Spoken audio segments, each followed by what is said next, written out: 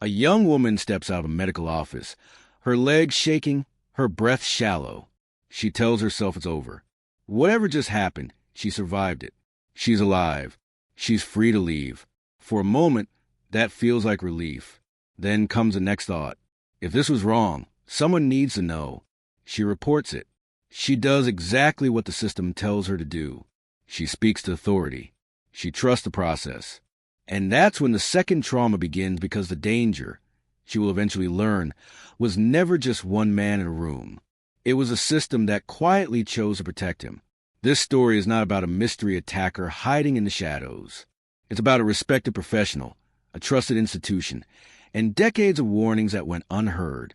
It's about survivors who escaped abuse, reported it, and then realized that the people meant to protect them were protecting someone else. Larry Nassar was not a stranger.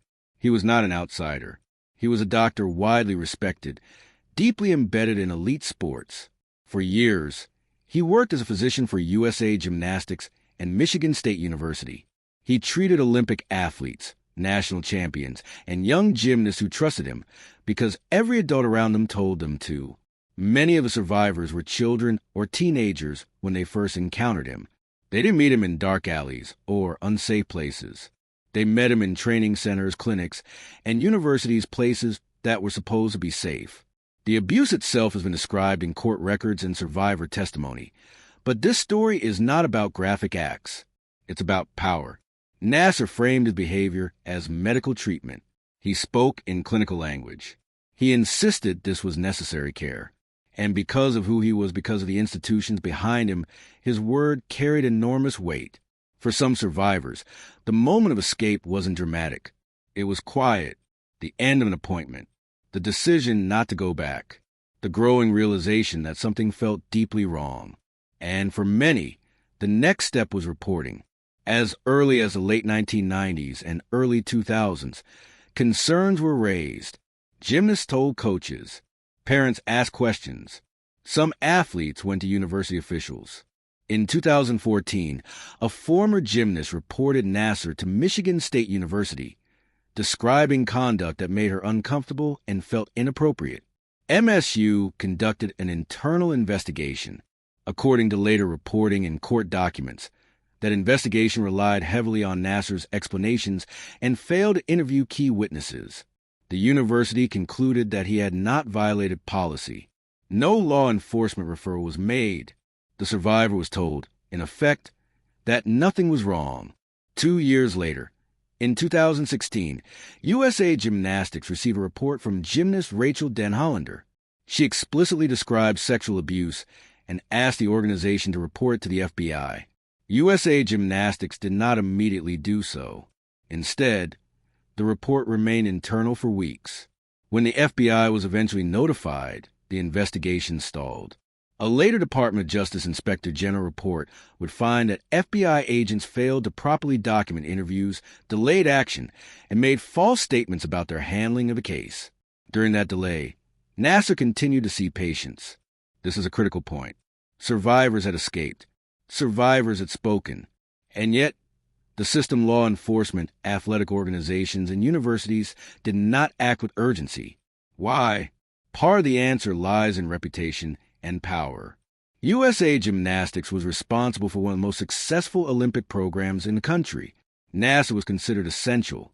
Michigan State University employed him as a respected physician and professor. Admitting wrongdoing would have meant legal exposure, public scandal, and reputational damage. There was also a deeper cultural issue. Young female athletes were conditioned to trust authority. Questioning a doctor meant questioning the system itself. And when survivors spoke, their accounts were often reframed as misunderstandings or discomfort rather than harm. Nassar wasn't arrested until late 2016, after a police investigation in Michigan began independently of the earlier institutional responses. In 2017 and 2018, the full scale of the abuse became public. More than 150 survivors gave victim impact statements in court. Some described reporting years earlier and being ignored. Others spoke about how seeing Nassar continue to work after they spoke out convinced them that no one would help. The institutions responded only after the truth became impossible to contain. Larry Nassar was sentenced to decades in prison. Michigan State University paid hundreds of millions of dollars in settlements. USA Gymnastics filed for bankruptcy. Several officials resigned or were removed, but accountability was uneven. While Nassar is imprisoned, many institutional leaders face no criminal consequences.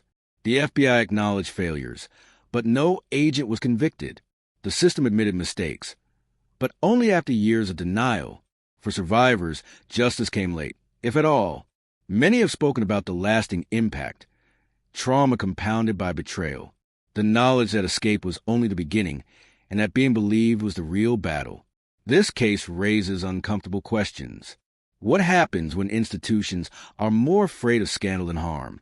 What happens when authority is treated as proof of innocence?